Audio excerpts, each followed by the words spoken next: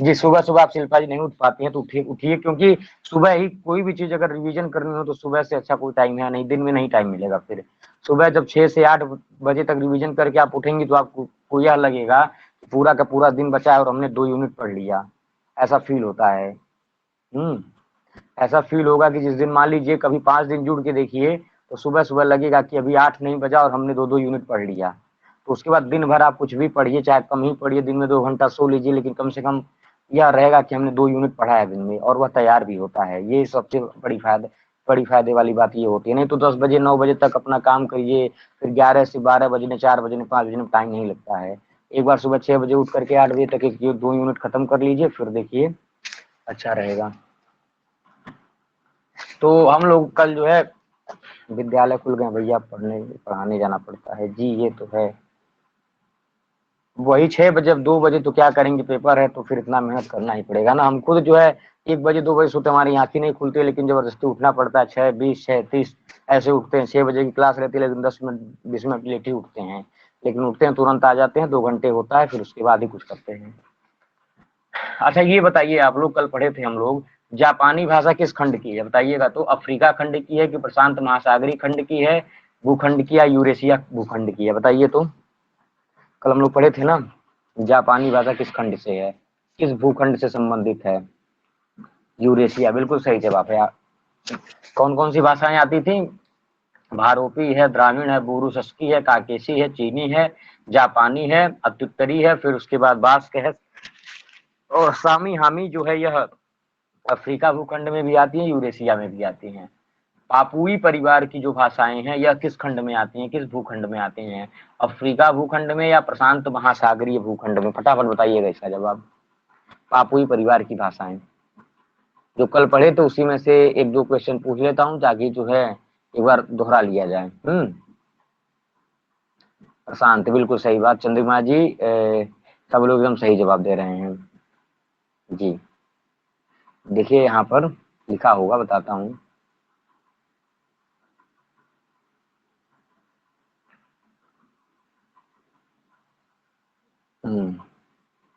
देखिए आपके सामने लिखा होगा ना, पापुई पूछा हूं तो पापुई किसके अंतर्गत आ गई, प्रशांत महासागरीय भूखंड के अंतर्गत, ठीक है। तो यह जो है 18 भाषा परिवार जानते ही हैं भाषा वैज्ञानिक के अनुसार। तो यह परिवारों का वर्गीकरण हम लोगों ने देख लिया था।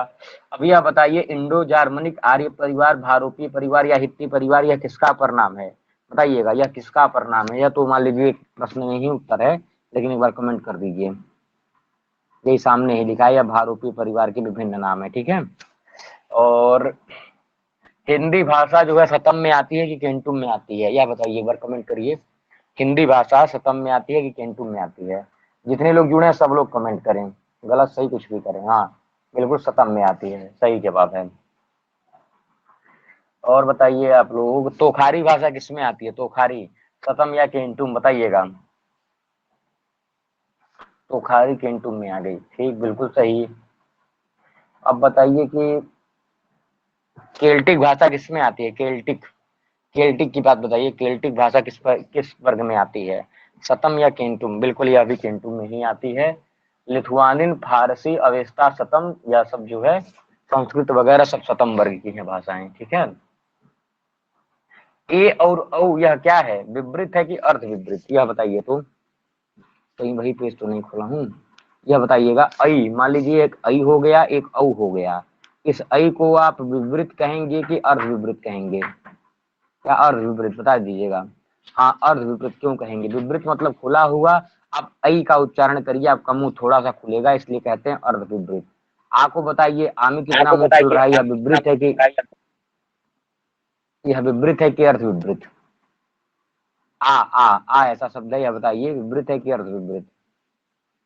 विपरीत है, बिल्कुल सही जवाब है दीपिका जी। आ देखिए पूरा मुंह पूरा ऐसे पूरा खुल जा रहा है, तो इसलिए यह क्या है, यह विपरीत में आ गया। ई को बताइए, ई क्या है। ई जो है पश्च समृत है या अग्र समृत है, पश्च समृत या अग्र समृत बताइएगा। पश्च या अग्र, समृत तो है ही भाई, ढक रहा है मुंह, मुंह तो ढक रहा है ना, अग्र है कि पश्च है। ई, अब ई का उच्चारण करिए, ई का उच्चारण करने में क्या हो रहा है, मुंह पीछे की तरफ भाग रहा है, पश्च होता है, ऊ होता है अग्र, ठीक है, इसमें भूलिएगा मत। ई पश्च होता है, उ अग्र होता है, ठीक है। उ जब उ का उच्चारण कर रहे हैं तो आपके दोनों होठ बाहर की तरह निकल रहे हैं, तो वह क्या हो जाएगा, अग्र मतलब आगे की तरफ। ई का उच्चारण कर रहे हैं तो पश्च, वह जो है बिल्कुल बिल्कुल आप सुधा जी बिल्कुल सही है, तो वह पीछे चला जाएगा, तो वह हो जाएगा पश्च संवृत। इसमें कुछ नहीं, बस उच्चारण का कॉन्सेप्ट है, वह समझ लीजिए, विवृत वगैरह समझ में आ जाएगा ना, तो इसमें कुछ दिक्कत नहीं है।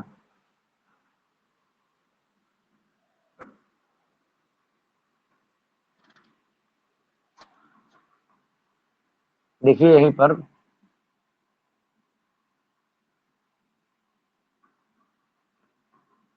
ई को पश्च लिखा है, उ को अग्र लिखा है। देखिए यहाँ पर ई को पश्च लिखा है, ध्वन्यात्मक नागरी लिपि में वह जो उ को आप जो पश्च कहते हैं वहां पे वो होता है।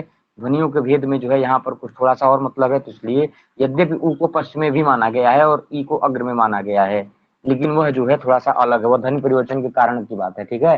तो यहाँ पे देखिए ए क्या है, या पश्च ए में देखिए ए उच्चारण कर रहे हैं, मुंह पीछे भग रहा है, तो पश्च अग्र समृत हो गया। ओ मतलब ओ में मुंह आगे जा रहा है, तो अग्र समृत हो गया, ठीक है। तो यह कुछ भेद है, इसको देखिएगा, ठीक है।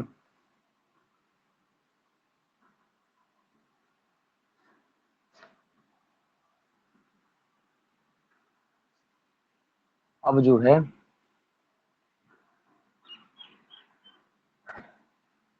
आज जो है हम लोगों को क्या देखना था, और अग्रस्वर, मध्य स्वर और पश्च स्वर, यह जो डेनियल जॉन्स के हिसाब से वहां पे ऊ पश्च स्वर था, ई अग्रस्वर था, लेकिन यहाँ पर वह पूछा गया है ना कि इसमें समृत में बताना है, समृत में ई कैसा है तो पश्च समृत है, और ऊ कैसा है अग्र समृत है, ठीक है। यह सारी चीजें हैं। आगे चलते हैं, ध्वनि परिवर्तन के कारण को देखते हैं आज थोड़ा सा। ध्वनि परिवर्तन के मुख्यतया कितने कारण थे, दो कारण थे। कौन कौन से, जैसे देखिए भाई, संसार में कोई भी चीज होगी उसमें परिवर्तन होना ही होना है। यत्किंच यत्किंच जगत्याम जगत ईशावास्यमिदं सर्वम यत्किंच जगत्याम जगत करके यह कह दिया गया है। जगत में जो भी चीजें हैं वह सब बदलती हैं प्रायः, और इसी तरह से ये भाषाओं का भी विकास हुआ है ना। भाषा शुरू शुरू के विकास क्रम में कुछ एक दो भाषाएं थी, फिर वह परिष्कृत होते हुए उसका अपभ्रंश दुनिया भर का निकलता गया। पहले मनुष्य बना, फिर मानुष हुआ, फिर मानस बना, फिर मनुष्य बना।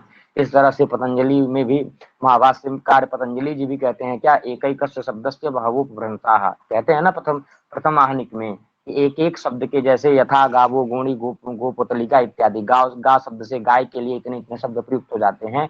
तो उसी तरह से यहाँ पर ध्वनि परिवर्तन आखिर होता क्यों है, मतलब गाय को गावी गोणी गोटी गोपतलिका ऐसे दुनिया भर का नाम क्यों कह दिया गया। एक मुख सुख दो भ्रामक विपत्ति, जी हाँ। अभी 9 10 आएंगे लगभग, जो है आभ्यंतर कारण 10 आएंगे, बाह्य कारण भी 7 8 आएंगे, ठीक है।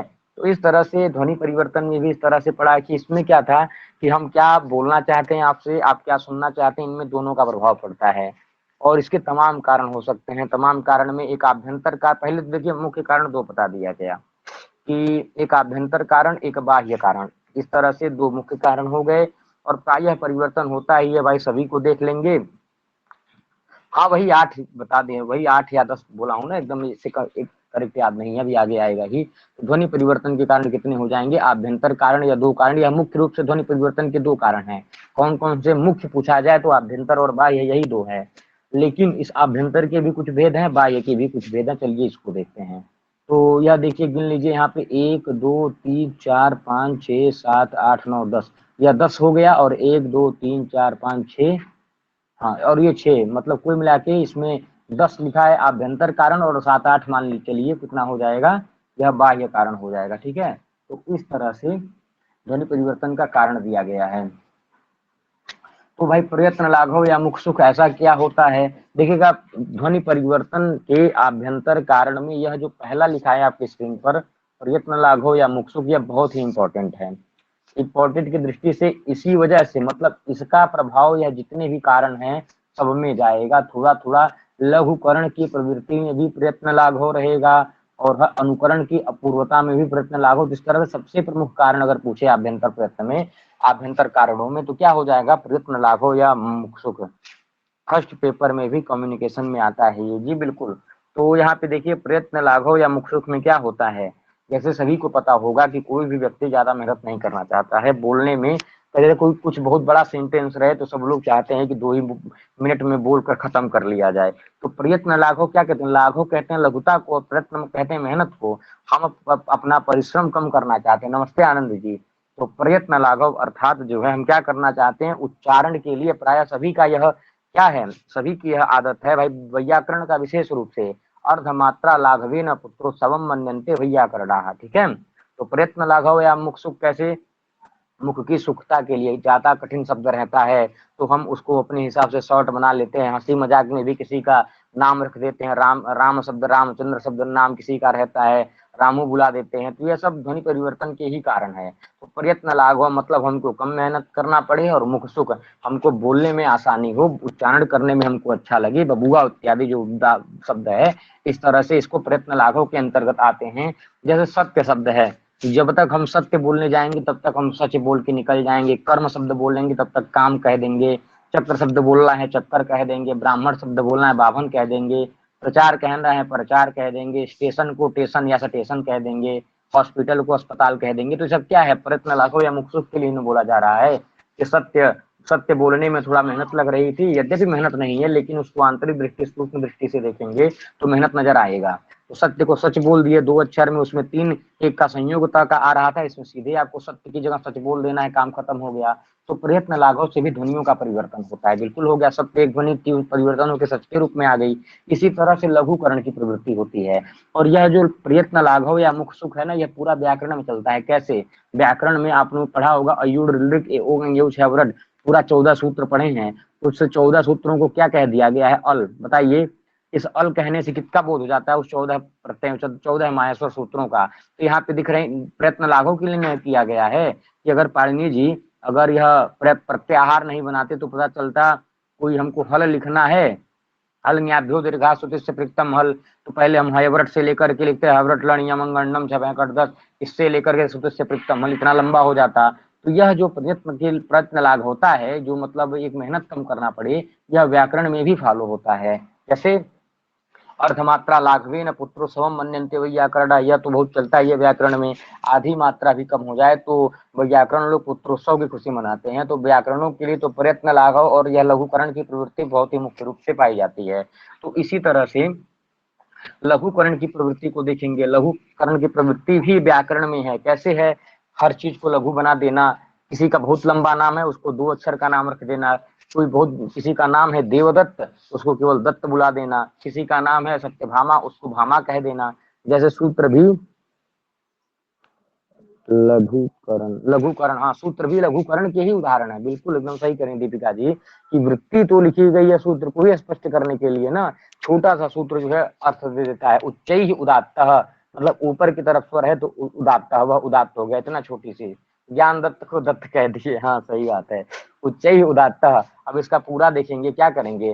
तालवादि सुभागेशु अधो ऊर्ध्वभागे निष्पन्नो वच उदात्त संज्ञा से, तालुवादी स्थान के ऊपर के भाग से निष्पन्न होने वाला अच उदात्त कहलाता है। सूत्र में कह दिया गया उच्चैः उदात्त, बस बात खत्म हो गई। तो लघुकरण की प्रवृत्ति में भी क्या होता है? ध्वनियों में परिवर्तन होता है। यह सब आभ्यंतर प्रयत्न हम लोग देख रहे हैं। ध्वनियों के परिवर्तन में 2 देखे, आभ्यंतर बाह्य, जिसमें से आभ्यंतर के 10 प्रकार हैं, जिसमें से प्रयत्न लाघव या मुखसुख देख रहे हैं, और लघुकरण की प्रवृत्ति। तो यह लघुकरण की प्रवृत्ति भी आप लोग देख लिए होंगे। एक बार बताइए, तब आगे चलें फटाफट। अगला है अनुकरण की अपूर्वता। अनुकरण की अपूर्वता का क्या मतलब है? किसी की नकल करने में हम लोग अगर फेल हो जाएं, कोई व्यक्ति, जैसे होता है ना कि कोई व्यक्ति शहर में जाता है तो शहर में जिस तरह से बोला जाता है उसका वह अनुकरण करता है, यद्यपि वह पढ़ा नहीं रहता है, और नकल करने के चक्कर में पता चलता है, शो ऑफ करने के चक्कर में, दिखाने के चक्कर में वो क्या करता है? उल्टा सीधा सीख लेता है। जैसे एक छोटा बच्चा रहता है, वो अब उस छोटे बच्चे को अनुकरण ही तो करता है। राम को लाम कह देगा भाई, र का उच्चारण जल्दी से बच्चे कर नहीं पाते हैं, रोटी को लोटी कह देंगे। तो ऐसी स्थिति में, और जो इस तरह से अनुकरण की अपूर्वता में बच्चा भी अनुकरण करता है, और कोई गंवार व्यक्ति भी जाता है तो सोचता है हम भी वीआईपी लगे, तो वह भी जो है मतलब ऐसे उल्टा सीधा उच्चारण कर देता है। अंग्रेजी बोलने के चक्कर में इंस्पेक्टर को सिपट्टर बोल देगा, और इस तरह से यह सारी चीजें। डिप्टी संगर, डिप्टी, मान लीजिए कोई डिप्टी नाम है तो उसको कुछ उल्टा सीधा नाम से बुलाएगा। मतलब कहने का मतलब ये है, जब अनुकरण की अपूर्वता, अनुकरण ही नहीं कर पाएगा कार्य से किसी शब्द का, तो वह उल्टा सीधा बोलेगा ही। तो यह भी इस ध्वनि परिवर्तन के कारण है कि हम किसी व्यक्ति का नकल करना चाह रहे थे और नकल नहीं कर पाए, और उसके बाद हम जो वह चीज बोल रहा था, जैसे हम लोग कितना भी इंग्लिश बोलने का प्रयास करें, लेकिन जो एक्सेंट अमेरिका अमेरिका वालों का होता है वह हो नहीं पाता है, और लास्ट में थोड़ा सा अजीब ही निकल जाता है हम लोगों से। हम्म। अपूर्ण अनुकरण, हाँ, पूर्ण नहीं, अच्छे से नकल नहीं कर पाया कि किसी का इंग्लिश बोलता हुआ सुना, लेकिन वो इंग्लिश का जो उच्चारण था, प्रोनाउंसिएशन था, उसको सही से नहीं बोल पाए और कुछ और ही निकाल दिए। ठीक है, पुलिस उलिस को पोलिस उलिस बोल दिए। तो यह सारी चीजें है ना। आज भी जैसे प्राइमरी में पढ़ाया जाता है कि WOMAN को विमेन लिखा रहता है, उसको ओमैन पढ़ाया जाता है, ओमैन। तो ऐसा जो ओमैन फुमैन है, ये सब क्या है, अनुकरण की अपूर्वता है ना। कई तरह से इस तरह से बनाया जाता है। नाइफ माने चाकू होता है तो उसको नाइफ पढ़ा दिया जाता है, आगे क बोल दिया जाता है। तो ये सब अनुकरण की ही अपूर्वताएं हैं। ठीक है। अशिक्षा, अशिक्षा के कारण होता है, अशिक्षा के भी कारण जो है ध्वनि परिवर्तन हो जाता है। अशिक्षा तो बिल्कुल है भाई, गांव में आप लोग देखे होंगे, फैक्ट्री को फैक्ट्री बोल दिए, लैंटर्न शब्द है उसको लालटेन कह देते हैं, गार्ड को गार्ड कह देते हैं, लाइन को लाइन कह देते हैं। यह जो शब्द है, मास्टर साहब को मास्टर साहब कह देंगे, गोस्वामी को गोसाई कह देंगे। तो यह जो अशिक्षा है, यह तो प्राय देखी जाती है। गाँव की साइड चले जाइए तो पहुंच जाना को चहु पे जाना, यह कौन सी भाषा है, चहु पे जाना। लेकिन देखिए यहाँ पे मिलता है ना, पहुंचना को चहुपना इत्यादि बोल देना। तो ये सब अशिक्षा के ही कारण होता है। और शीघ्र भाषण के चक्कर में, हाँ, लैंटर्न शब्द है, लैंटर्न को अशिक्षा के नाते लालटेन कह दे, लैंटर्न को लालटेन बना देना, गार्ड को गार्ड बना देना, चाहे गारद बना देना।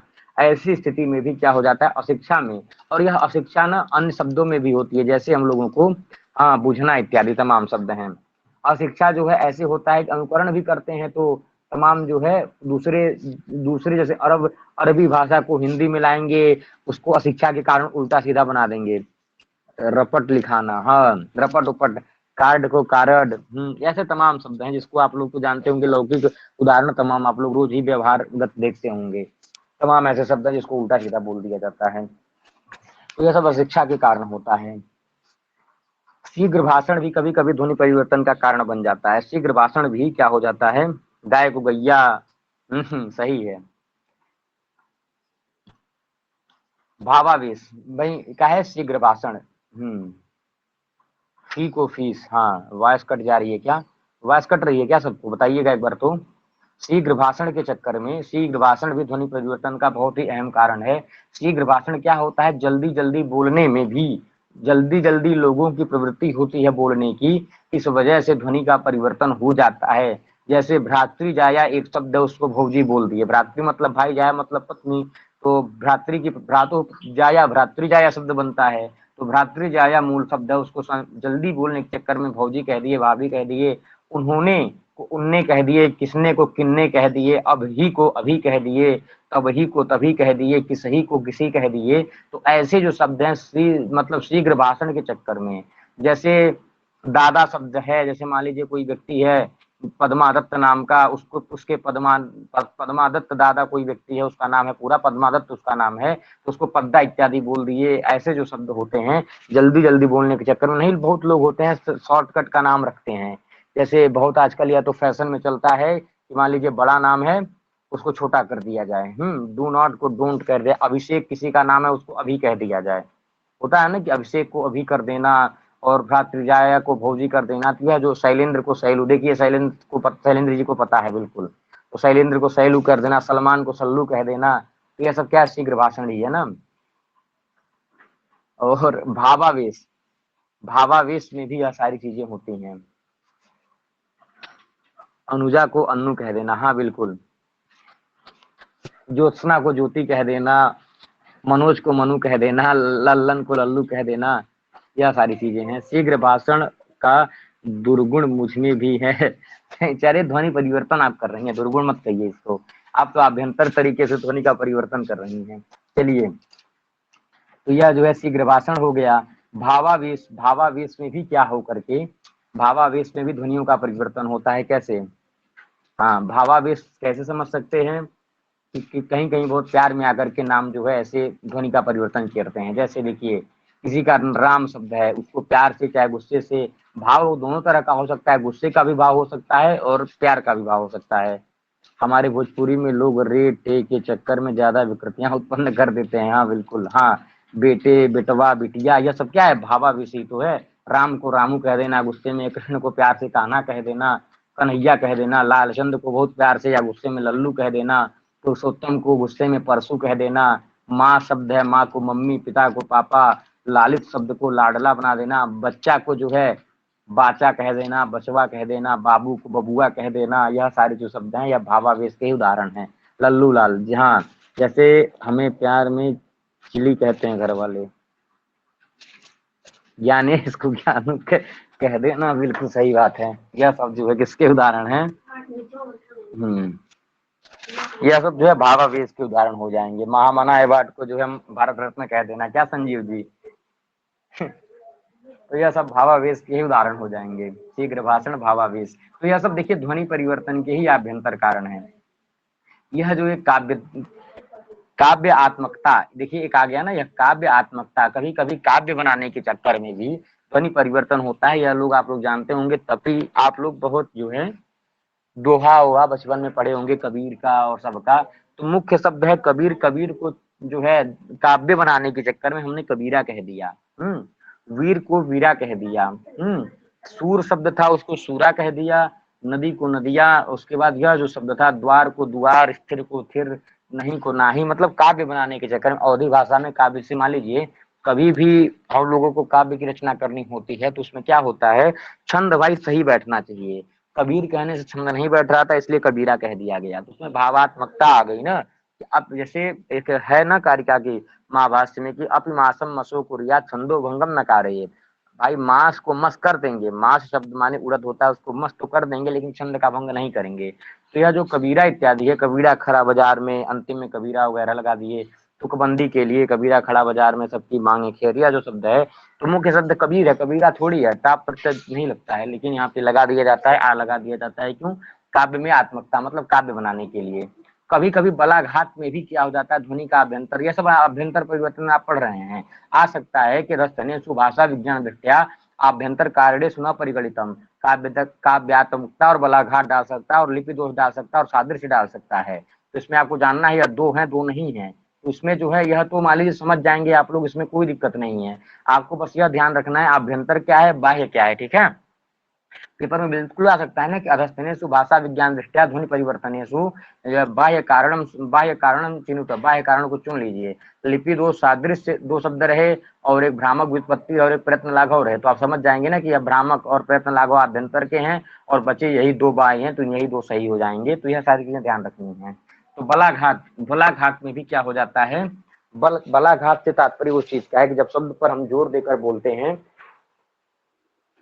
नहीं, उदाहरण नहीं पूछे जाते हैं दीपिका जी, बस समझने के लिए बस आपसे यही पूछे जाएंगे कौन आभ्यंतर कारण है कौन बाह्य कारण है। कभी कभी पूछते हैं, वो पीजीटी वगैरह में पूछते हैं। वैसे इतना बड़ा भाषा विज्ञान विषय है, वो तो इजी हो जाएगा दीपिका जी, अभी सही कह रहे हैं आप, आराम से समझ जाएंगे। कबीर को कबीरा लिखा रहेगा, आप समझ जाएंगे काव्य में आत्मकता डाले, काव्यात्मकता है ये। बलाघात, बलाघात के चक्कर में भी ध्वनि परिवर्तन होता है। कैसे? इस बलाघात का भी ध्वनि परिवर्तन में महत्वपूर्ण स्थान है, जिसपे इसमें यह दिखा जाता है कि जिस ध्वनि पर बल दिया जाता है वही शेष बचती है, बाकी सब लुप्त हो जाती हैं और सब क्षीण हो जाती हैं, और सबका स्पष्ट उच्चारण नहीं हो पाता। हम आप भी तमाम ऐसे शब्दों का प्रयोग करते हैं कि कोई एक शब्द पर जोर दे देते हैं तो बाकी शब्द जो है छिप जाते हैं, ठीक है। तो जैबे करब, ऐसे कुछ मान लीजिए शब्द हैं। जैसे मान लीजिए इसका कुछ उदाहरण देखते हैं, संस्कृत में कुछ उदाहरण देखते हैं। क्या तुरीय शब्द बनता है, क्या चतुर्थ शब्द से तुरीय बनता है, तो चतुर के जब तू पर हम लोग जोर दे देते हैं तो चतुरीय शब्द का च निकल जाता है, चतुर्य में भी च निकल जाता है, तुरीय या तुर्य ही शेष बचता है। यह बलाघात का उदाहरण है। इसी प्रकार अभ्यंतर शब्द को भीतर, अभ्यंतर, अभ्यंतर ऐसा शब्द, आभ्यंतर ऐसा शब्द उच्चारण करने पर किस पर ज्यादा जोर कर रहे थे हम, आभ्यंतर भ पे ज्यादा जोर हो रहा था, तो अभी निकल गया केवल भीतर ही वह बन गया, ठीक है। ऊपरी, ऊपरी शब्द था ऊपरी, तो यहाँ पे क्या कर दिए, पर कर दिए, परी कर दिए, तो यहाँ पर क्या हो गया, ऊपरी का ऊ निकल गया, ठीक है। एकादश को 11 कर देना और द्वादश को 12, यह जो शब्द हैं, तो इसमें क्या होता है, बलाघात के चक्कर में भी ध्वनि का परिवर्तन हो जाता है। और कृत्रिमता, यह जो 9वां है कृत्रिमता, कृत्रिमता को देखते हुए कि भाई अपना थोड़ा सा अलग सेंटेंस निकालने के चक्कर में ना कभी कभी शब्दों के साथ जब खिलवाड़ किया जाता है, उसके साथ तोड़ मरोड़ किया जाता है, तब भी ध्वनि परिवर्तन हो जाता है। और यह क्या है, यह कृत्रिमता होती है। जैसे जैसे मान लीजिए अपने साथ शब्दों को तोड़ मरोड़ कैसे समझ सकते हैं, जैसे मान लीजिए यूपी में चाहे बिहार में भाई को भैया कह देंगे, चाहे बाबू कह देंगे, कुछ भी शब्द कह देंगे। वहीं जो है पंजाब में उसको उसके लिए अलग सेंटेंस प्रा निकाल देंगे। तो ऐसे जो तमाम शब्द तोड़े मरोड़े जाते हैं कि जैसे यूपी में भाई के लिए प्रा बोल दिया, मतलब या भैया बोल दिया गया, चाहे बबुआ बोल दिया गया, तो वही पंजाब में उसके लिए प्रा का प्रयोग किया गया। तो ये सब कृत्रिमता का उदाहरण है ना। भाई भाई मुख्य शब्द है, भाई को भैया बनाना और भाई को प्रा बना देना, यह सब जो है अलग अलग मतलब क्या है, कृत्रिमता के कारण यह सब बदल रहा है। ठीक है, बैठो एक शब्द है, बैठो को बैठो कर देना, उठो को उठो कह देना। तो यह सब अलग अलग जगह की अलग अलग भाषाएं होती हैं और कृत्रिमता के कारण यह सब बदलता रहता है। बहिन शब्द है भाई, सिस्टर मतलब बहन होता है, बहन को बहनों कह देना, बहन बहन नहीं बोलते हैं वहां पंजाब चाहे चंडीगढ़ में। तो ऐसी स्थिति में भी ध्वनियों का परिवर्तन होता है कृत्रिमता के चक्कर में। हम्म। और छात्र को छात्र कह देना, यह सब जो शब्द है यह सब कृत्रिमता के उदाहरण हैं। सुमिरन को सुमिरन कह देना, तमाम स का उच्चारण करते हैं पहाड़ी लोग करते हैं। आनंदी बेन, हाँ बहन आनंदी बेन हो गई हैं। स्पष्ट स्पष्ट शब्द है भाई, स्पष्ट में आधा ही स है ना, लेकिन कुछ लोग बोलते हैं तो अस्पष्ट कहते हैं, ऐसे पूरा हम स्पष्ट बोल रहे हैं। अरे जब आप स्पष्ट सही से नहीं बोल पा रहे तो स्पष्ट आप कहाँ से बोलेंगे, यह सोचना चाहिए ना। आप जो है स्पष्ट जब नहीं बोल पा रहे हैं तो नहीं, लोग कहते हैं हम स्पष्ट बोलते हैं मुंह पर। जब आप स्पष्ट बोल ही नहीं पा रहे हैं तो कहाँ से अस्पष्ट बोल पाएंगे। स्थिति शब्द है, स्थिति ऐसे जो है ई स्थिति ई लगा देंगे, आगे स्थिति कर देंगे। तो कृत्रिमता के चक्कर में यह होता है। आगे है भ्रामक व्युत्पत्ति, यह अंतिम कारण है ध्वनि परिवर्तन का के आभ्यंतर कारण में। इसमें क्या होता है, भ्रामक व्युत्पत्ति के आधार पर, जैसे व्युत्पत्ति हम भ्रमवश निकाल देते हैं। मूल शब्द रहेगा कहाँ का, मूल शब्द रहेगा वह फारसी का, हम उसको संस्कृत में बदलने लगेंगे। संस्कृत का शब्द रहेगा उसको हम अंग्रेजी में बदलने लगेंगे। भूगोल का शब्द रहेगा गणित में बदलने लगेंगे। तो यह सारी सारी प्रशांत जी अस्थिर नहीं है। हाँ, सही बात है संजीव जी। तो यह भ्रामक व्युत्पत्तियों के आधार पर कैसे होता है, जैसे आप देखिए किसी दूसरी भाषा को किसी दूसरी भाषा में लेकर घटा लीजिए, जैसे मैक्स मूलर शब्द मान लीजिए, या जर्मनी शब्द से ही जर्मन भाषा का शब्द है तो वहीं से निष्पन्न हुआ होगा, भले ही हिंदी में हम लोग लिखते हैं। इसको मोक्ष मूलर बना देना, तो ये सब भ्रामक व्युत्पत्ति के आधार पर भी ध्वनि में परिवर्तन होता है। इंतकाल शब्द है, इंतकाल शब्द होता है उर्दू में, फारसी में, अरबी अरबी में। इंतकाल शब्द अरबी में होता है, उसको हम जबरदस्ती हिंदी में कन्वर्ट करते हैं तो वही अंतकाल हो जाता है और ध्वनि परिवर्तन हो जाता है। यद्यपि वह इंतकाल शब्द अरबी था, हमने उसको हिंदी में लाया इसलिए वह अंतकाल में परिवर्तित हो गया। तो ध्वनि परिवर्तन कैसे हुआ, भ्रामक व्युत्पत्ति के आधार पर। इंतकाल जब अरबी है तो हिंदी में लाने की क्या जरूरत थी, हिंदी में आया तो इसलिए वह ध्वनि परिवर्तन हुआ। इसी तरह से लाइब्रेरी लाइब्रेरी को तो भाई यहाँ पे लिखा है, भाषा विज्ञान में एक उदाहरण है रायबरेली, तो रायबरेली भाई कुछ लोग कह देते होंगे लाइब्रेरी को। ऐसे तमाम उदाहरण है कि जो मतलब बनाते हुए कंप्यूटरम, कंप्यूटर को संगणक मान लीजिए कह देते हैं। हाँ हाँ, यह सारी चीजें जो है क्या हो जाती है, भ्रामक व्युत्पत्ति के आधार पर भी तमाम हो जाता है। जैसे ज शब्द है, ज शब्द जो है प्रायः देखिए ना, टवर्ग जो है किसमें नहीं था, टवर्ग जो है इसमें था ही नहीं। मैक्स मूलर को मोक्ष मूलर, वही तो टवर्ग पहले भारोपी भाषा में था ही नहीं, तो यह द्रविड़ भाषा के संयोग से आ गया। तो इस तरह से विकट विकृति को विकट बनाते ना, तो ये सब भ्रामक व्युत्पत्ति के आधार पर होते हैं। तो बताइए यह आभ्यंतर कारण सभी को समझ में आए, एक बार कमेंट करिए। तो इसमें कुछ समझना नहीं है, बस थोड़ा दिमाग लगाना है ना। ये सब समझ में आ गया है। हाँ, अब बाह्य कारण पे चलते हैं भाई, बाह्य कारण देखते हैं, ये सब आंतरिक कारण थे। अब पहला है बाह्य कारण में यह भौगोलिक प्रभाव। हाँ, बहुत मामूली अंतर है, बिल्कुल हाँ बहुत, अगर वही तो कह रहा हूँ सबके मूल में जाएंगे तो सबका लगेगा एक जैसा ही है, लेकिन थोड़ा थोड़ा ही अंतर है ना। बाह्य कारण को देखते हैं, बाह्य कारण में पहला आ गया भौगोलिक कारण। भौगोलिक कारण का सबसे मतलब यह हो गया, यह चूंकि भूगोल से भौगोलिक आ गया, नाम से ही यह पता है बाह्य कारण है कि भौगोलिक कारणों से ध्वनियों में परिवर्तन आ जाता है, यह सबको पता होगा। कैसे आ जाता है, जैसे फारसी है, फारसी में स को ह कर देंगे, तो जैसे हमारे यहाँ सिंधु बोला जाता है, बलाघात थोड़ा समझ में नहीं आया, बलाघात को इस तरह से आशीष जी समझ सकते हैं कि बल देकर आघात, आघात होता है जैसे जोर से बोलना, बल देकर जोर से बोलना। जैसे आभ्यंतर, आभ्यंतर एक शब्द ले लीजिए, आभ्यंतर का उच्चारण करते समय जिस शब्द पे आप जोर देते हैं उससे भी ध्वनि परिवर्तन हो जाता है। आभ्यंतर को भीतर कर देना, भीतर, आभ्यंतर शब्द था भीतर कर दिए, भकार पर जोड़ दिए, इस वजह से वह क्या हो जाएगा, बलाघात का उदाहरण हो गया। बलाघात का सिर्फ आपसे मतलब यह जान लेना है कि जिस शब्द पे जोड़ देते हैं वही शब्द बस बचते हैं, बाकी ध्वनियां क्षीण हो जाती हैं। ठीक है। नॉर्थ इंडिया साउथ इंडिया में स्थान अंतर की वजह से, बिल्कुल यही सबसे अच्छा उदाहरण है। हाँ, संयुक्त परिवर्तन। अब देखिएगा फारसी में क्या हो रहा था, स को ह हो रहा था, जैसे हमारे यहाँ सिंधु बोलते हैं और फारसी में क्या बोल देंगे, हिंदू। बिल्कुल आनंद जी, वही चीज है। सप्ताह बोलेंगे तो हफ्ता बोलेंगे। पहाड़ी जिलों में स को श बोल देते हैं, जैसे समाचार को समाचार, संदेश को संदेश, सीट को सीट। ऐसे उच्च जर्मन और निम्न जर्मन में क्या होता है, परिवर्तन होता है। हमको उतना नहीं ध्यान देना, हमको बस ये ध्यान देना है भौगोलिक प्रभाव में भी, या जो भौगोलिक प्रभाव से भी ध्वनि परिवर्तन होता है, और यह ध्वनि परिवर्तन का बाह्य कारण है सामाजिक एवं शनि को शनि, हाँ, सामाजिक एवं राजनीतिक परिस्थितियों के कारण भी, सामाजिक एवं राजनीतिक परिस्थितियों के कारण ध्वनि परिवर्तन होता है।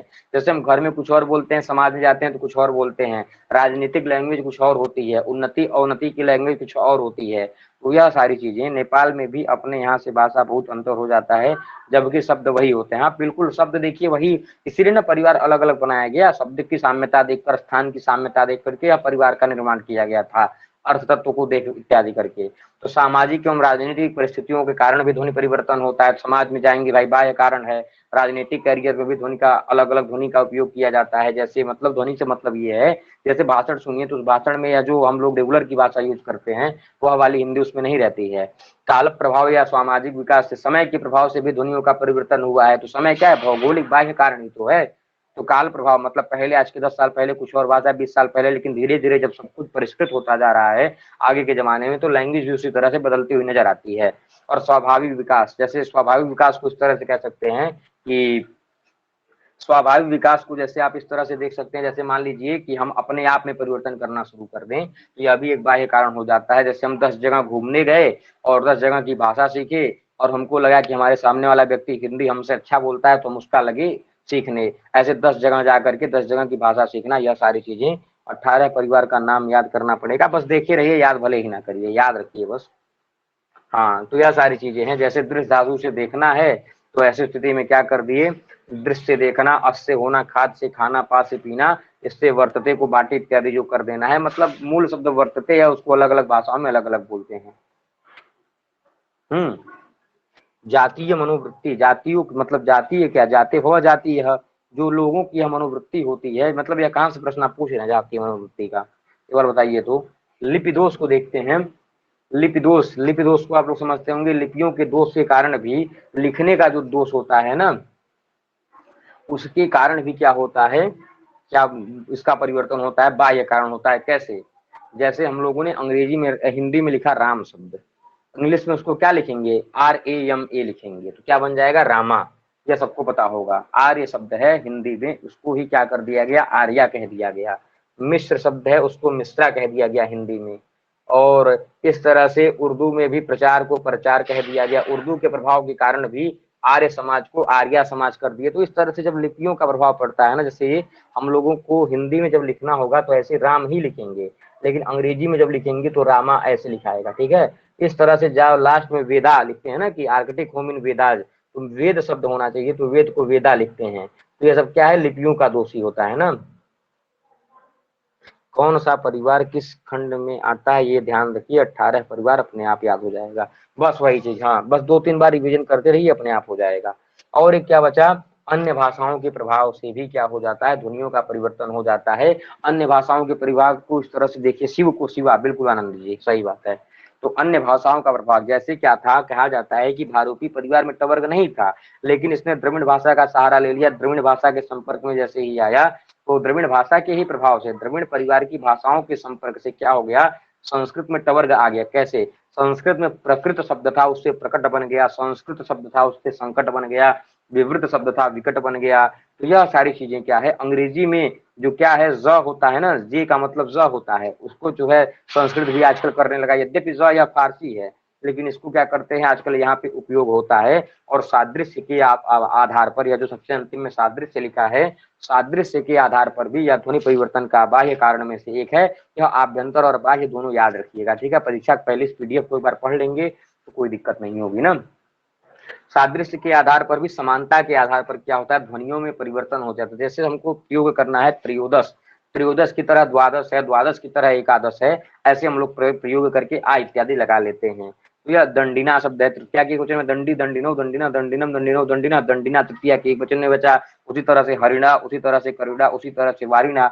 तो यह सब क्या होता है, साम्यता के आधार पर, सादृश्य के आधार पर भी यह जो है बाह्य परिवर्तन के अंतर्गत रखा जाता है। अग्निना, शुचिना, ऐसे तमाम शब्द हैं। तो यह बताइए ध्वनि परिवर्तन के कारण और उसके जो भेद थे यह समझ में आए कि नहीं आए, एक बार बताइएगा। अब इसके बाद आगे चलें, एक बार बता दीजिए, तब इसके बाद आगे चला जाए ना। अब इसके बाद चर्चा चलेगी भाई ध्वनि नियम की। ध्वनि नियम जानते होंगे भाई, हमारे सिलेबस में ग्रीम, ग्रासमान, वर्नर लगा है। यद्यपि जो है ग्रीम, ग्रासमान, वर्नर के अलावा भी तालव्य और मूर्धन्य नियम है, लेकिन यह तीनों भारोपी से संबंधित है, इसीलिए जो है यहाँ पे रखा गया है ध्वनि नियम। तो पहले क्या था भाई, ध्वनियों का इतना बड़ा क्षेत्र था कि यद्यपि जो है यह जो नियम किया गया, यह नियम भी 100% एकदम परफेक्ट नहीं बैठता है, लेकिन कुछ हद तक, जैसे हम लोग महाभारत से पढ़ते हैं तो यह होता है ना कि क्या पाणिनि ने सभी शास्त्रों की सभी शब्दों की व्युत्पत्ति बताई है, तब उस पे जो है क्या होता है, नहीं, इंद्र ने, ब्रह्मा जी ने इंद्र ने ब्रह्मा से आग्रह किया था कि आप हमको शब्दों का ज्ञान दे दीजिए।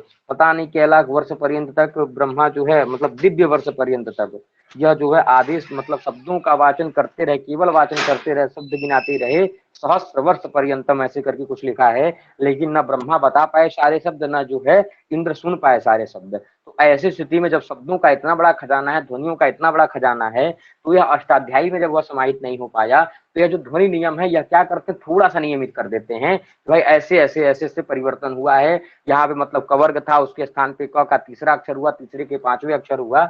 तो यह सारी चीजें जो है इस तरह से करके एक थोड़ा सा अनुमान बस लगाया गया है, अनुमान के आधार पर यह भाषा विज्ञान है। ऐसा नहीं है कि इसको एकदम सटीक आप मान सकते हैं, ठीक है, क्योंकि ग्रीम के नियम में ही बहुत अपवाद मिलते हैं। तो यह सारी चीजें ध्वनि परिवर्तन में हमारे सिलेबस में क्या लिखा है, ग्रीम, ग्रासमान और वर्नर नियम लगा है। तो पहले देखते हैं ध्वनि नियम में सबसे पहला है क्या, ग्रीम नियम। ठीक है, तो ग्रीम नियम को चलिए देखते हैं, एक मिनट थोड़ा सा रुक जाइए। तो ये फोन चार्ज में लगा दूं, अभी आवाज जा रही है सबके पास, आवाज जा रही है ना सबके पास, बताइएगा। हाँ, तो ग्रीम नियम में क्या हुआ सबसे पहले देखते हैं। ग्रीम नियम ध्वनि नियमों में सर्वाधिक महत्वपूर्ण है, और कभी कभी आता है पहले क्या है, तो ग्रीम, ग्रासमान, वर्नर, याद रख लीजिए, पहले ग्रीम, दूसरे ग्रासमान, तीसरे वर्नर। ठीक है, यह ध्वनि परिवर्तन संबंधी नियमों का संबंध ग्रीम नियम से जोड़ा जाता है। यद्यपि कहते हैं जो ध्वनि परिवर्तन संबंधी जितने भी नियम हैं वह ग्रीम से ही जोड़ा जाता है, लेकिन ग्रीम से पहले भी एक रास्क या ईरे थे जो यह ध्वनि परिवर्तन का सूत्र बना चुके थे, लेकिन इनको व्यवस्थित तथा वैज्ञानिक करने का श्रेय जैकब ग्रीम को जाता है। इसीलिए इनका नाम जो है, मतलब ध्वनि नियम में यह जो ग्रीम नियम है इस नाम से फेमस है। यद्यपि यह ईरे रास्क बता दिए थे, लेकिन वह जो है अच्छे से उसको सुसंगठित नहीं कर पाए थे, और इन्होंने क्या किया, उसको व्यवस्थित या वैज्ञानिक रूप करके दिखा दिया था। तो ऐसी स्थिति में 1785 से लेकर के 1863 तक यह ग्रीम विद्वान हुए हैं, जैकब ग्रीम, इन्हीं को यह श्रेय जाता है। मतलब ध्वनि का पहला नियम इन्होंने ही किया इस तरह से। सन 1822 में ग्रीम ने अपने जर्मन व्याकरण के द्वितीय संस्करण में इस नियम को प्रकाशित किया था। तब से यह नियम ग्रीम नाम से जाना जाता है। इस नियम को ग्रीम ने प्रथम ध्वनि परिवर्तन अर्थात जो है जर्मन से भारोपीय, और दूसरा निम्न जर्मन से उच्च जर्मन, भारोपीय से जर्मन और निम्न जर्मन से उच्च जर्मन, इस तरह से दो तरह से हुआ था ना। तो प्रथम ध्वनि परिवर्तन तथा द्वितीय ध्वनि परिवर्तन, इन चरणों को स्पष्ट किया है। ठीक है, अब यहाँ पे देखते हैं, देखिए मूल भारत की पहला ध्वनि परिवर्तन कैसे हुआ। मूल भारत की जो यूरोपीय शाखाएं थी उनके जो शब्द थे वह जर्मनिक शाखा में बदल रहे थे, तो पहला नियम यह हो गया। ठीक है, मूल भारत यूरोपीय अर्थात मूल भारोपीय शाखा का जो शब्द था उसमें जो जो परिवर्तन आ रहे थे उसको जर्मन में कन्वर्ट किया गया। कैसे, तो देखिएगा, संस्कृत, ग्रीक, लैटिन इत्यादि कहाँ के हैं, भारोपीय के ही हैं। तो जानते होंगे संस्कृत सतम की है, ग्रीक लैटिन केंटोन की है। तो जो संस्कृत या ग्रीक या लैटिन में जो कवर्ग मतलब है, जो क त प था ना, यह जर्मनिक मतलब अर्थात गाथिक या इंग्लिश या डच या निम्न जर्मन में जाकर के क्या हो जा रहा था, अघोष महाप्राण हो जा रहा था। इसको बस यह जानिए, क त प के स्थान पर ख मतलब ये जो ख कभी कभी ह भी बन जाता था और ख थ फ त के स्थान पे थ हो जाता था, मतलब पहले वर्ण को दूसरा वर्ण हो जा रहा था। जो अल्प प्राण किसको कहते हैं? प्रथम तृतीय पंचमा यणश्च अल्प प्राणा, तो जो पहला अक्षर था उसको, और महाप्राण किसको कहते हैं? दूसरे अक्षर को। तो अघोष अल्प प्राण जो था वह अघोष महाप्राण बन जा रहा था। इस तरह से इन्होंने पहला नियम किया। यद्यपि यह एकदम 100% ऐसा है, ऐसा नहीं है, कुछ उदाहरण मिलते हैं मतलब अपवाद के रूप में, लेकिन ज्यादातर प्रायः ऐसे मिलते हैं, इसलिए यह नियम स्थापित किया गया। जी जी बिल्कुल, यह तो बहुत महत्वपूर्ण चैप्टर है, यह आएगा ही आएगा। तो अघोष अल्प प्राण अर्थात क त प, मतलब आप बस मतलब क्या करिए, दिमाग से याद कर लीजिए। इसमें अघोष महाप्राण अल्प प्राण में जाएंगी तो दिक्कत होगी। इसमें बस यह जान लीजिए, पहले को क्या कर दिए, दूसरा अक्षर कर दिए, ख थ प या फिर घ ध भ, दूसरा या चौथा। यह चार्ट देखिएगा, यह पहला नियम है। क त प के स्थान पे दूसरा या चौथा हो रहा है, फिर चौथे के स्थान पे, दूसरे में कोई परिवर्तन नहीं होगा, फिर दूसरे के स्थान पे तीसरा हो रहा है, तीसरे के स्थान पे पहला या हो रहा है। यही याद रख लीजिए, आपका काम खत्म हो जाएगा। कैसे? पहले को क्या हो रहा है, पहले को दूसरा या चौथा हो रहा है, फिर चौथे को तीसरा, तीसरे को पहला, यही पहला नियम है। यह ग्रीम का पहला नियम इसी तरह से है। सब लोग एक बार कमेंट करके बताइए तो, अपना अपना ट्रिक सब लोग लगाइए किस तरह से बदल रहा है, तब समझे हाँ सब लोग समझ रहे हैं। ठीक है, एक बार बताइए। और जो घोष महाप्राण था, जो घोष महाप्राण अर्थात जो है, पहले को देखिए मनोज जी ने लिख दिया है, पहले को दूसरा या चौथा हो रहा है, फिर चौथे को तीसरा हो रहा है, तीसरे को पहला हो रहा है। अब यही वहां पे भी लिखा है, क त प के स्थान पर ख थ फ या घ ध भ बन रहा था, घ ध भ के स्थान पे तीसरा ग द भ, और ग द भ के स्थान पर क त प। इसके उदाहरण भी भाषा विज्ञान में दिए हैं, उदाहरण पूछे नहीं जाते हैं, इसलिए आप बस उसको समझने के लिए पढ़ सकते हैं। ठीक है, यह याद रखना है। कैसे? देखिए आकाश जी ने लिख दिया है, पहले को दूसरा चौथा, यह सब याद रखिए, पहले को दूसरा चौथा, फिर चौथे को तीसरा, तीसरे को पहला। यही नियम है इसका, प्रथम ग्रीम का यही नियम है। इसको कॉपी में भी लिख लीजिए जहां नोट्स वोट्स बनाते हैं, ताकि भूले ना। ठीक है, भूल जाता है ये। और एक चीज और, परीक्षा के पहले इसको तो पक्का देख कर जाइएगा। आज यहाँ पर आप लोगों को याद है, परीक्षा में कंफ्यूजन हो जाएगी। ठीक है, इस वजह से इसको बना करके कुछ ऐसे टॉपिक है ना जिसको बताऊंगा परीक्षा पहले क्या क्या, एकदम अवश्य देख कर जाइए, नहीं तो पेपर गड़बड़ा जाएगा। ऐसे छोटे छोटे क्वेश्चन आएंगे, वह सारी चीजें जुड़े रहिए, सब बताया जाएगा। ठीक है, किस तरह से आपको, अभी वही सारी चीजें चल रही है ना, कि जो चीजें हमको डेली भूलती हैं, जो हम लोग पढ़ तो लिए, ऐसा कोई नहीं है जो तैयारी कर रहा 2-3 महीने से पढ़ा नहीं हो, लेकिन जो एक बात है कि हमको याद करने की, उसी का जो है चल रहा है, कि सुबह अगर 2 घंटा हम हर 5 दिन पे एक बार 10 यूनिट दोहरा लेंगे तो कुछ बचेगा ही नहीं याद करने के लिए, और परीक्षा तक चलता रहेगा तो कुछ नहीं होगा। तो यहाँ पे क त प के स्थान पे क्या हो रहा था, घ ध भ या ख थ प, फिर घ ध भ के स्थान पे ग द भ, और ग द भ के स्थान पे क त प। इसके कुछ उदाहरण देख लेते हैं किस तरह से है। चौथे को तीसरा लिखा था ना, घ ध भ को ग द भ, तो भ से ब, भ्राता शब्द है, उसको ब्रदर कर रहे हैं, तो यहाँ पे भ चौथा है, भ चौथे अक्षर का है ना, इसको ब कर दिए, क्या हो गया, ब्रदर हो गया। तो वही यहाँ पे नियम बता रहे हैं। आपके प्रिय का मोबाइल नंबर है, यही समझ लीजिए। हाँ हाँ। प्रथम ध्वनि परिवर्तन में क्या हो रहा था, ग्रीम महोदय के अनुसार मूल भारत यूरोपीय की ध्वनियां संस्कृत ग्रीक लैटिन में सुरक्षित थीं, सर्वाधिक व्यंजन ध्वनियां संस्कृत में सुरक्षित हैं, किंतु जर्मनिक शाखा में कुछ ध्वनियां भिन्न रूप में प्रयुक्त हुई हैं। ग्रीक नियम के अनुसार जर्मनिक शाखा में उक्त परिवर्तन निम्नलिखित रूप से हुआ। किस तरह से? तो देखिए, भ को ब कैसे हो रहा है, भ मतलब हम लोग कहते हैं भ्राता ना, अब वह भ कैसा है, प फ ब भ, चौथा अक्षर है, चौथे को तीसरा कैसे बनाए, ब कर दिए ब्रदर बना करके। भ्रू शब्द में भ्र चौथा है और उसको ब्राउ बना दिए, भ को तीसरा कर दिए। ग को क, देखिए हम लोग पढ़े हैं ना, ग द ब को क त प हो रहा है, तो कैसे हो रहा है, जैसे हम लोगों ने संस्कृत में गो शब्द का प्रयोग किया, और यही शब्द जो है निम्न जर्मन में या इंग्लिश में जाकर के क्या बन गया, काऊ, तो ग के स्थान पे क्या हो गया, क हो गया। इस तरह से यह परिवर्तन हो रहा था। और द को त कैसे हम लोग संस्कृत में बोलते हैं, द्वौ ना, तो द्वौ मतलब हम लोग क्या बोल रहे थे, द, और उस द को त कैसे टू कर दिए, टू मतलब दो, तो क त प ग, द को क्या हो गया, त हो गया। भाई द तीसरा था, उस तीसरे को पहला कर रहा है कि नहीं, ग द ब के स्थान पर, तो द क त प हो रहा है ना, तो त का उदाहरण यह देख लीजिए। दो बोला जा रहा था संस्कृत में, लेकिन जैसे ही ग्रीम के नियम के अनुसार जैसे ही वह जर्मन में गया, वह टू हो गया। ठीक है, ब से प को देखिएगा, तुरबा एक शब्द था, लैटिन में तुरबा था, और उसको जो है क्या कर दिए, थोर्प कह दिए। अब नीचे कहते हैं कि ध्यातव्य है कि ब से प के ध्वनि परिवर्तन का उदाहरण संस्कृत में अब तक नहीं मिला है। यही सारी चीजों के कारण ना यह नियम एकदम स्पष्ट नहीं हो पाता है। अब देखते हैं यहाँ पर यह द्वितीय ध्वनि पर, यह देखिए भारोपीय का अंग्रेजी में कैसे जा रहा था। क को हु कर दे रहे थे, त को थ कर दे रहे थे, प को फ, यह जो है उदाहरण कुछ हैं। अब देखिए यह द्वितीय ध्वनि परिवर्तन है, इसमें क्या हो रहा था, ठीक है।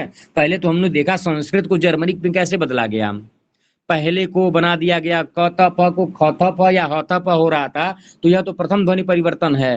त को थ कर दिया जाए, मतलब पहले को दूसरा कर दिया जाए। क त प को ख थ प हो रहा था ना, तो यहाँ पे ख थ प का उदाहरण है। प को फ कर दिया जाए, दूसरा अक्षर। ह को ग कर दिया जाए, तीसरा अक्षर। ख त प में से ह को ग कर दिया जाए और थ को द कर दिया जाए, तो ध को द कर दिया जाए, मतलब चौथे को तीसरा। तो यह सब प्रथम ध्वनि परिवर्तन थे, जो इसके पहले पढ़े वही उसी का यह उदाहरण है। द्वितीय परिवर्तन का पहले यह चार्ट देख लीजिए, फिर इसकी व्याख्या देख लेते हैं। द्वितीय परिवर्तन में क्या हुआ, ग द ब को क त प हुआ। हाँ, ग द ब को क त प, चौथे को तीसरा, तीसरे को दूसरा, दूसरे को पहला। इसको बताइए तो ग द ब यह तीसरा है, तीसरे को बनाया जा रहा है पहला, और जो क त प यह प्रथम वर्ण है, इसको बनाया जा रहा है द्वितीय वर्ण अर्थात ख त प। और यह जो ख त प है तृतीय वर्ण है, इसको क्या बनाया जा रहा है, ग द ब। इस तरह से देखिए तीर जिस तरह से गई है वही चीज है, ठीक है। ग द ब को क त प, क त प को ख त प, फिर ख त प को क्या कर दिए, ग द ब बना दिए। इसको देखते हैं किस तरह से, इसको आप लोग याद कर लीजिएगा एक बार। अब यह कब, यह द्वितीय ध्वनि परिवर्तन देखिए, प्रथम ध्वनि परिवर्तन में संस्कृत जब जर्मनिक में बदल रहा था तब हो रहा था, लेकिन यहाँ पर यह जो निम्न जर्मन है, जब यह उच्च जर्मन में कन्वर्ट हो रहा था तब ऐसा परिवर्तन हो रहा था। जैसे हम लोगों ने क्या पढ़ा यहाँ पर, क त प को ख थ प हो रहा है, तो कैसे हो रहा है, लाइए उसका उदाहरण देखते हैं। क से ख, हम लोग इंग्लिश में बोलते हैं बुक, लेकिन जर्मन में, उच्च जर्मन में उसको बोलते हैं भूक, बुक। तो यहाँ पे क के स्थान पे ख हो गया। अब यहाँ पे देखिए त के स्थान पर यह थ कैसे हो रहा है, हम लोगों ने बोला वाटर, ठीक है, टी से था होता है और यहाँ पे वासर बोल दिया। तो ऐसी स्थिति में प को फ कैसे किए, स्प्रिंग कर दिए और फ्यूलिंग कर दिए। तो इस तरह से यहाँ पे परिवर्तन हो रहा है। थ को द करना है तो थ्री को द्री कर दिए, द को त करना है तो गुड को गुड कर दिए। तो यह सारे परिवर्तन किसके हैं, निम्न जर्मन अर्थात इंग्लिश के शब्द जब आधुनिक जर्मन में गए तो इस तरह से परिवर्तन हुआ। इंग्लिश में स्प्रिंग बोल रहे थे तो पता चला उच्च जर्मन, आधुनिक जर्मन में फ्यूलिंग कर दिए। यहाँ पे स्लिप कह रहे थे, उसमें वहां पे स्लाइफेन कर रहे थे। प से फ का उदाहरण बताते हैं, यहाँ पे प से फ हुआ है ना, क त प ख त फ, तो फ को प बताते हैं, ठीक है। प से तीन को एक, एक से दो, हाँ देखिएगा तीसरे को क्या हो गया, पहला, पहले को दूसरा, दूसरे को तीसरा। यही इसका नियम है। यह दो नियम जो है आप लोग याद कर लेंगे तो फिर कोई दिक्कत नहीं होगी, ठीक है। यहाँ पे देखिए क्या कह रहे हैं, प्रथम ध्वनि परिवर्तन में जर्मन भाषा भारूपी भाषा से अलग हुई। जो मैं बताया भारूपी अर्थात जो है भारूपी से अलग हो गई। यहाँ लेकिन क्या हो गया, देखिए अलग, इसी का यह उदाहरण है ना, यह जो अलग हुई है कि कौतप से खतप या कौतप से दूसरा या चौथा, फिर चौथे से तीसरा, तीसरे से पहला। यह तो प्रथम अर्थात भारूपी से जब जर्मन अलग हो रही थी। लेकिन यह जो द्वितीय नियम है इसमें क्या हो रहा है, यहाँ से जो इंग्लिश मतलब निम्न जर्मन है या उच्च जर्मन से अलग हो रही है। परंतु द्वितीय ध्वनि परिवर्तन में स्वयं जर्मनिक भाषाओं का ही दो शाखाओं में विभाजन हो गया, जिसमें निम्न जर्मन व उच्च जर्मन कहते हैं। इसमें परिवर्तन क्रमशः ग द ब, मतलब तीसरे को क त प पहला हो गया, और जो पहला था उसको दूसरा ख त प हो गया, जो दूसरा था उसको क्या कर दिया, तीसरा हो गया। यह जो है स्पष्ट कर दिया गया है। उपर्युक्त दोनों ही ध्वनि परिवर्तन देखने में काफी हद तक स्पष्ट व सुलझा हुआ प्रतीत होता है, परंतु स्वयं ग्रीन महोदय को बहुत सारे अपवाद मिले जिसका वे समाधान न कर सके। आगे चलकर ग्रासमैन व वर्नर ने इन्हीं नियमों में संशोधन करके अपना नियम प्रस्तुत किया। अब चलते हैं ग्रासमैन को देखते हैं यह क्या कह रहे थे। ग्रासमैन ने उपर्युक्त ग्रीम नियम में संशोधन करते हुए अपना नियम लगाया कि दो सन्निकृष्ट महापार ध्वनियां एक साथ अल्पप्राण हो जाती हैं। उदाहरण में देखिएगा, संस्कृत में जो धा धातु है तो क्या बनाते हैं, धधाती ऐसा रूप बनाते हैं द्वित्व करके। तो यह ध ध क्या है, यह ध ध दोनों क्या है, देखिएगा त थ द ध द्वितीय चतुर्थ सलश्च महाप्राणा। तो यहाँ पे ध महाप्राण है कि नहीं, तो जो यहाँ पे दो होती है ना तो प्रथम को अल्प प्राण करना पड़ेगा, यही इनका नियम है। किसका, ग्रासमैन का। इसमें ध को अल्प प्राण होकर दधाती रूप बन जाता है। इस तरह से पेपर में आपके कई बार आया है। यह विभर्ती या दधाती, या किसका नियम के अनुसार, विभर्ती को विभर्ती हो जाता है और दधाती को अभ्यास चर्च मतलब दधाती हो जाता है। तो यह ग्रासमान का है। यह क्या कहता है, दो सन्निकृष्ट महाप्राण ध्वनियां एक साथ नहीं हो सकती, ठीक है। तो इस तरह से दधाती को दधाती कर देते हैं, मतलब दो महाप्राण थे तो जो पहला ध था उसको जो है तृतीय वर्ण ध के स्थान पे द कर दिए तो वह दधाती बन गया और वह अल्प प्राण हो गया। इसी इसी तरह से प फ ब भ भ चौथा अक्षर है, अल्प प्राण तीसरा कर दिए तो वह विभर्ती बन गया। इस तरह से ग्रासमान और जो है ग्रीम का देखिए। अब वर्नर क्या कहते हैं, वर्नर ने पूर्व कथित ग्रीम नियम में संशोधन करते हुए, सब लोग ग्रीम का ही संशोधन कर रहे हैं, अपना नियम प्रस्तुत किया कि क त प के पहले स्वर पर बलाघात रहने पर उस पर ज्यादा जोर दिया जाए। तो ग्रीम नियम के अनुसार क को क्या हो रहा था, क त प का ख त प होता है, परंतु यह बलाघात क्या हो जाए, पूर्ववर्ती स्वर के बदले मतलब परवर्ती आगे वाले स्वर पे हो तो क को सीधे ग में बदल देंगे। ठीक है, यह याद रखिएगा। यहाँ पे क त प को ख थ प कर रहे थे भाई, यहाँ पे देखिएगा एक बार फिर से दिखा देते हैं। क त प को पूर्ववर्ती स्वर पर जोड़ रहने पर भाई ग्रीम नियम में क्या हो रहा था, ख त प हो रहा था ना, है कि नहीं। क त प को यहाँ भी देखिए ख त प हुआ है और यहाँ भी देखिए क त प को ख थ प हुआ है। लेकिन यह वर्नर यह कहते हैं पूर्ववर्ती स्वर पे हो तब तो भाई ख त प में दिक्कत नहीं है, लेकिन सामने परवर्ती स्वर पे अगर बलाघात हो गया ना तब वह क थ प की जगह ग द ब सीधे हो जाएगा। युवकस शब्द है, यह श नहीं है, युवकस। युवकस शब्द में इस जो है स पे जोड़ होता है, इसलिए युवशस शब्द है, युवकस शब्द है, सतम शब्द है और सप्तन शब्द है। तो यहाँ पर देखिएगा क्रमशः युवकस के क को ग कर दिया भाई, क त प को क्या कर रहा था, ख ग द ब कर रहा था ना, तो क को ग कर दिए। सतम में त के स्थान पर क्या कर दिया गया, द कर दिया गया। और देखिए यहाँ पर गाथिक में क्या कर दिया गया, युवस सतम सप्तन का गाथिक भाषा में सप्तन में त को क्या कर दिए, सप्तन में इस प को ब कर दिए, तो सब इस तरह से सिबुन बन गया। तो यह याद रखिएगा। जैसे देखिए अब ऐसे लिख देते हैं इसका उदाहरण, युवकस शब्द है, युवसस नहीं है, युवकस शब्द है और उसके बाद शतम शब्द है और उसके बाद क्या है, सप्तन शब्द है। इसको जो है सप्तन शब्द है, इसको वर्णन नियम ने क्या किया, बोला कि अगर पूर्ववर्ती स्वर पे रहेगा तब तो भाई कतप के स्थान पर गदब होगा, खतप होगा ग्रीम के अनुसार। लेकिन पश्चातवर्ती मतलब परवर्ती स्वर पे जो रहेगा तब वहां पर क्या हो जाएगा, ये कतप के स्थान पे गदब होगा। जैसे हम लोग को पहले यहाँ पे कतप खोजना है, युवकस में यह क क्या है, कतप है, कतप के अंतर्गत आ गया। सतम में यह त आ गया और सप्तन में यह प आ गया। अब क्या बना हमारा, क त प, यह तीनों हमको मिल गया। इन तीनों के स्थान पे ग द ब कैसे हो रहा है, देखिएगा युवकस शब्द में क्या कर दे रहे हैं, युंग्स कह दे रहे हैं, तो क के स्थान पे अब बीच में युंग का ग देखिए। सतम में त के स्थान पर द देख लीजिए तो हुंद बन गया। सप्तन में जो प था, स प मतलब जो आधा प था, उस प के स्थान पे ब कर दिए तो क्या हो जाएगा, सिबुन बन गया। तो क त प के स्थान पर यह ग द ब आपको समझ में आ गया ना, वर्णन नियम के अनुसार कैसे हो रहा है, जोर के कारण।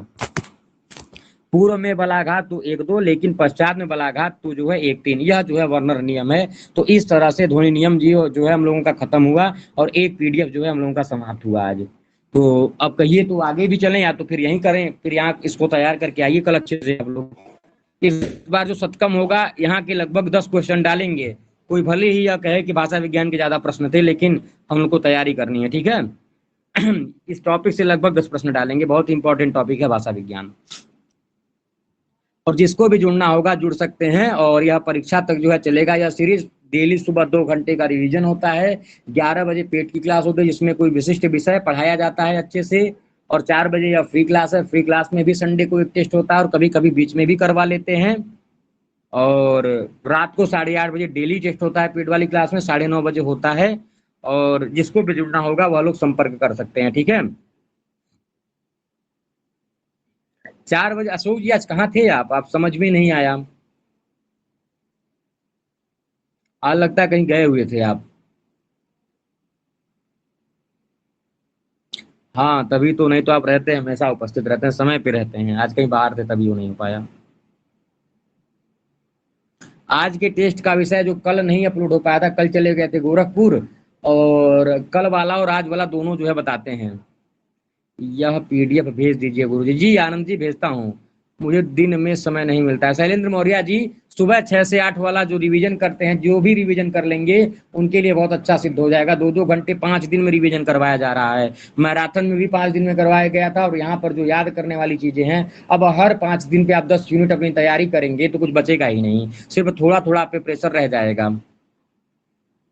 आज 2 टेस्ट होगा जी अशोक जी, हाँ 2 टेस्ट होगा आज। अशोक क्योंकि कल वाला हो नहीं पाया था, कल वाला 50 क्वेश्चन, आज वाला 50 क्वेश्चन, ठीक है। जो भी लोग जुड़ना चाहेंगे तो मैसेज कर लेंगे। बता दूंगा कैसे क्या है। ज्यादा फीस वगैरह कुछ नहीं है, बहुत कम फीस है उसकी। हाँ, पहले से भी करवा रहा हूँ, अभी भी करवा रहा हूँ, फीस जो है एकदम नाम मात्र है। ठीक है, सभी को धन्यवाद।